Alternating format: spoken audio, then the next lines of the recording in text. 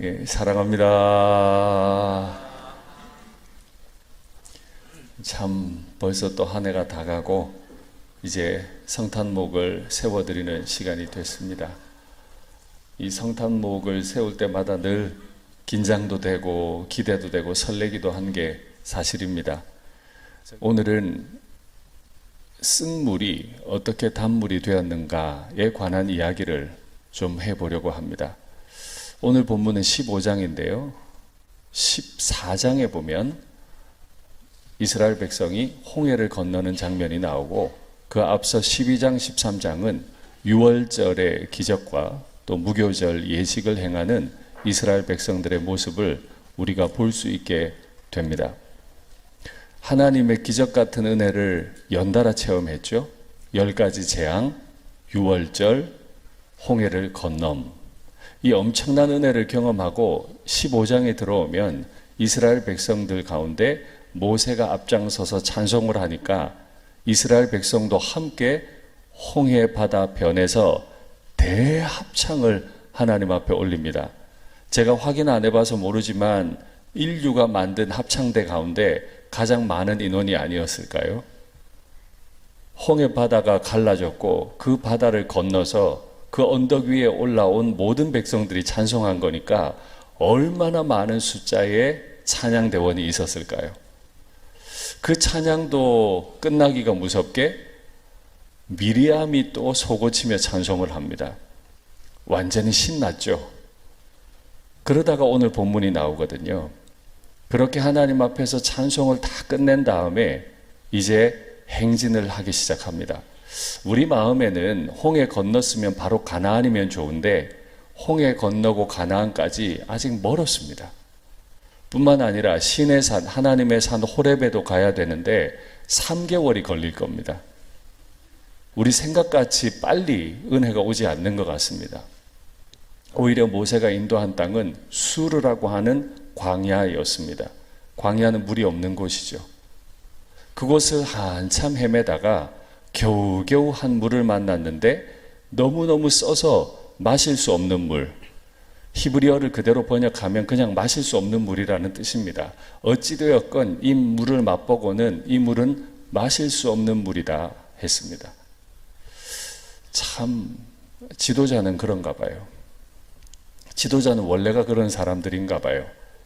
큰 물을 건너는 기적을 베풀고 백성들을 큰 물을 건너게 해 주었지만 작은 물, 백성들이 마실 물을 마련해 주지 못하니까 원망 듣는 사람이 지도자라.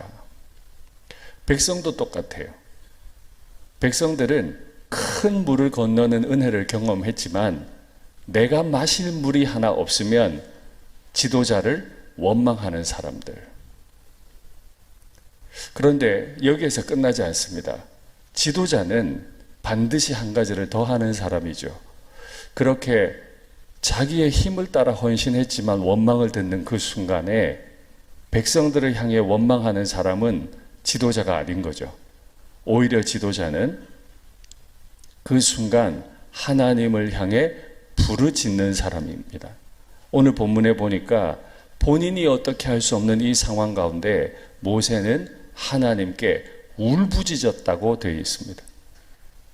어떻게 할 수 없는 이 상황 가운데 모세도 이제 처음 지도자 생활 시작하는데 막막하게 할 게 없으니까 하나님을 향해 막 부르짖었습니다. 그랬더니 하나님이 놀라운 일을 하나를 행하십니다.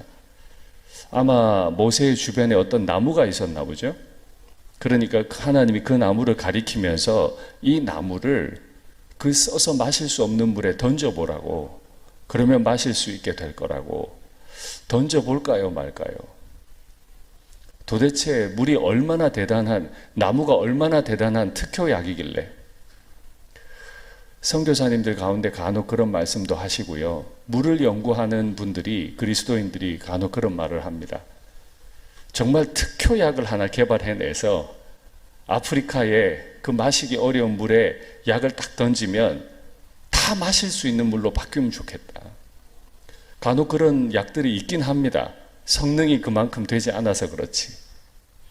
나무가 얼마나 큰 나무길래, 혹은 그 나무 안에 얼마나 대단한 약효가 있길래 도저히 마실 수 없는 물에다가 그 나무를 던지면 이 나무가 마실 수 있는 단물이 될까요? 오늘 말씀의 제목처럼 쓴 물이 어떻게 단물로 바뀌게 된 걸까요? 그 나무가 사탕수수였을까요? 그래서 약간 달짝지근한 맛이 났기 때문에 쓴맛을 조금 제하고 달아진 걸까요? 아마 아닐 겁니다. 그러면 그 나무가 어떤 대단한 의미를 가졌기 때문일까요? 그것도 아닐 겁니다. 그러면 도대체 이 쓴물이 어떻게 단물이 된 겁니까? 어떻게 단물이 된 겁니까? 성경은 딱 한 가지를 기록합니다. 쓴물이 어떻게 단물이 됐어요? 하나님이 가리키는 나무를 던졌기 때문에 쓴 게 달아진 겁니다. 그 나무에 어떤 특효약이 들어있는 게 아니고 오히려 순종이 쓴물을 단물로 만든 거죠. 하나님의 인도하심이 쓴물을 단물로 만들어서라도 그 백성들을 마시게 해주신 거죠. 그러면 또요, 하나님은 어떤 분이길래 써서 마실 수 없는 물을 달아서 마실 수 있는 물로 바꾸셨을까요? 그래서 모세는 앞에서 다 설명했잖아요. 하나님은 큰 물, 홍해 바다를 한마디 말씀으로 갈라버리실 수 있는 분이시죠. 출애굽기를 기록하기 전에 모세는 아마 창세기를 기록했을 겁니다. 창세기 1장 1절, 태초에 하나님이 천지를 창조하셨습니다. 그리고 땅은 혼돈하며 공허했고 하나님의 성령이 독수리가 깃을 펴서 그 둥지를 보호하듯, 혹은 둥지를 푸덕푸덕거려서 새끼를 새끼 되게 하듯, 여호와의 신이 그 수면과 온 땅에 깃을 펼쳐 있으셨습니다. 하나님이 말씀하셨죠. 빛이 있으라 하며 빛이 있었습니다. 물 덩어리였는데 궁창 위의 물과 궁창 아래의 물로 나뉘라 하니까 물 한쪽은 궁창 위로 올라가 버리고 물 한쪽은 땅 아래로 내려가서 궁창 아래의 물과 궁창 위의 물로 바뀌어 버렸습니다. 물을 만드신 분이고 물을 다스리실 수 있는 분이 홍해의 물을 갈라버리셨어요. 우리 앞에 작은 물이 너무 써서 마실 수 없습니다. 이 물이 어떻게 단물이 되었을까요? 그 물을 만드신 분이 하나님이시기 때문에 그렇습니다. 그 백성을 너무 사랑하셔서 애굽의 노예 생활하고 있는 사람들을 불쌍히 여기시는 하나님이 그 백성들에게 물을 주고 싶으셨기 때문에 그 쓴 물은 단물이 된 것이지, 그 나무에 달달한 성분이 있었거나 그 나무가 대단한 능력이 있어서가 아닙니다. 그 나무는 광야에 버려져 있는 나무 토막에 불과합니다. 그러나 그 작은 나무 토막도 하나님이 원하시면 쓴물을 단물되게 하실 수 있습니다. 그리고 하나님은 그것으로 백성들을 마시게 하시고는 말씀하십니다. 나는 이제 너희와 율례와 규례를 세우기 원한다 하시면서 몇 가지 약속을 하세요. 내 말을 지켜라, 내 말을 순종해라, 내 말을 들어라. 그러면 너희가 이 모든 질병에 걸리지 않을 거다. 왜냐하면 나는 치료하는 여호와, 라파의 여호와다. 여호와 라파이기 때문이다. 무슨 말이죠? 나는 내 백성들을 치료하고 싶어 하는 하나님이고 나는 내 백성을 치료할 수 있는 하나님이다. 결국 무슨 말이에요? 나는 내 백성들, 너희들이 이런 나를 신뢰하고 내가 나무 토막 던지라면 던질 수 있고 홍해를 향해 나무 토막 지팡이를 내밀라 하면 내밀 수 있는, 나를 믿는 믿음이 있는 백성이 되면 좋겠다. 그러면 나는 너희가 어떤 문제를 만나든 쓴물을 단물로 바꿀 수 있고 큰 물을 갈라버려서라도 너희를 건너게 할 수 있듯 나는 네 인생의 모든 문제들을 치료해 나갈 거다. 너희 이거 믿겠느냐? 이걸 믿어야 너희는 내 백성이 되는 거다 하신 겁니다. 우리 인생은요, 큰 물을 만나는 시험을 당하기도 하죠. 작은 물이 써서 마실 수 없는 시험을 당하기도 합니다. 큰 물 앞에서나 작은 물 앞에서나 우리가 하나님 앞에 꼭 고백하는 거 한 가지. 하나님은 이 물을 만드신 분이고 하나님은 우리에게 좋은 물 주기를 원하시는 분이다 하는 사실 한 가지입니다. 하나님 여태까지도 그렇게 하셨고 앞으로도 그리 하실 줄 믿습니다. 오늘 우리가 읽지 않았지만 15장을 넘어서 16장에 가면 그 유명한 만나와 메추라기 이야기가 나옵니다. 똑같은 이야기예요. 결국에는 먹을 것이 없습니다. 어떻게 할까요? 큰 물을 갈라주신 분, 작은 물을 맛있게 만들어주신 분이 하나님이심을 믿는다면 먹을 것이 없을 때 하나님 먹을 게 없습니다. 원망하기보다 그 하나님의 치료를 기대하면서 기도한다면 하나님이 먹을 거 주실 수 있지 않겠어요? 고기가 없어요. 그래서 체력이 좀 떨어지는 것 같아요. 하나님, 우리가 너무 만나만 먹고 있는 것 같은데 고기 좀 주세요 하면 하나님이 주실 수 있을 텐데 그 작은 문제를 가지고 자꾸 하나님을 원망했어요. 그게 16장의 내용이에요.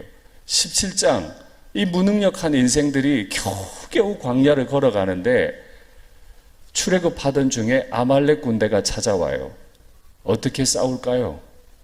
어떤 전략과 전술을 가지면 아말렉을 이길까요? 아니요, 우리는 나무 토막 같아요. 우리 앞에 있는 문제 해결할 능력이 없어요. 어떻게 할까요? 손 들고 기도하면 돼요. 그래서 모세가 손을 들면 반드시 이스라엘 백성들이 이겼다라고 기록하는 게 17장이에요. 18장을 지나 19장이 되어야 비로소 하나님의 산 호렙에 이르러서 하나님이 자기 앞으로 데려온 백성들에게 나는 누구이고 너희들은 누구다 하는 것을 법을 주심으로 설명하시거든요. 그리고 19장과 17장 사이 18장에는 모세의 장인 이드로가 와서 모세가 어떻게 행동해야 하는지를 설명하는 내용입니다. 정리해보면 19장까지 하나님의 계약을 받은, 하나님의 언약을 받은 백성이 되기 전까지 이스라엘 백성은 끊임없이 하나님을 원망하는 민족이었습니다. 큰 문제를 만나든 작은 문제를 만나든 이스라엘의 DNA는 늘 하나님을 원망해요. 그러나 하나님은 신실하셔서 그 모든 원망 중에도 모든 문제를 해결해내셨던 분이신 거죠. 다시 질문할게요. 인생의 쓴물이 어떻게 단물로 바뀌어요? 하나님의 인도를 따르면 됩니다. 그 키가 오늘 읽지 않았던 마지막 절 15장 27절에 나옵니다. 그들은 큰 물을 건너서 수르 광야로 들어왔습니다. 마실 물이 없었습니다. 고생을 했는데 드디어 마실 물을 찾았지만 그 물은 써서 마실 수 없었어요. 하나님이 나무 토막 하나 던져 넣게 하시고 마실 수 있는 물로 바꾸셨어요. 그리고 하나님이 또다시 인도해 가십니다. 애굽에서 홍해로, 홍해에서 수르로, 수르에서 또다시 엘림으로 인도해 가시는데 엘림에 갔더니 물샘 12과 종려나무 70그루가 있었다. 그 엄청난 대군대와 수많은 짐승들이 먹고 마시기에 충분한 물이 있는 곳으로 하나님이 인도해 가셨다는 겁니다. 하나님은요, 우리를 치료하실 수 있는 분이시고 하나님은 우리를 인도해 가실 수 있는 분이신 줄 믿습니다. 그러면 마지막 한 가지요. 하나님은 오늘 우리를 어디로 인도해 가기 원하실까요? 인생의 쓴물을, 홍해를, 마라를, 수르를 경험하고 있는 우리들을 어디로 인도해 가기 원하실까요? 처음에는 나무 토막을 주신 하나님이 이제는 나무에 달리신 당신의 아들, 그분 앞으로 우리를 인도해 가기 원하세요.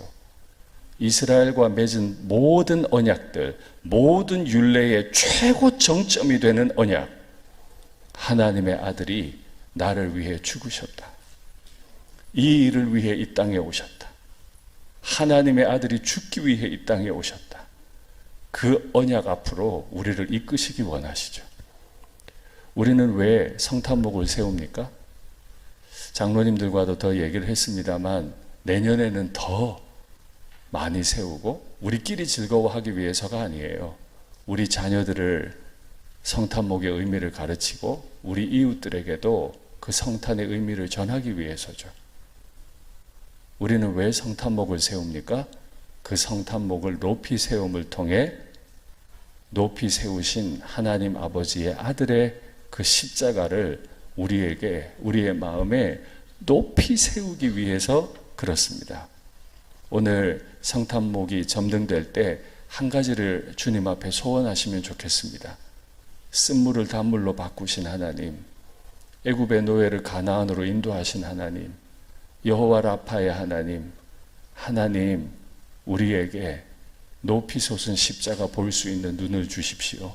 십자가 앞으로 우리를 인도해 주십시오. 그래서 내가 나의 주님만 사랑할 수 있게 해 주십시오. 내 주님만 의지하게 도와주십시오.